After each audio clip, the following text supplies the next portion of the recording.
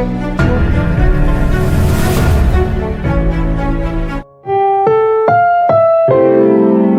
programang ito ay rated SPG, striktong patnubay at gabay ng magulang ang kailangan. Maaaring may masiselang tema, lengguwahe, karahasan, sexual, horror o droga na hindi angkop sa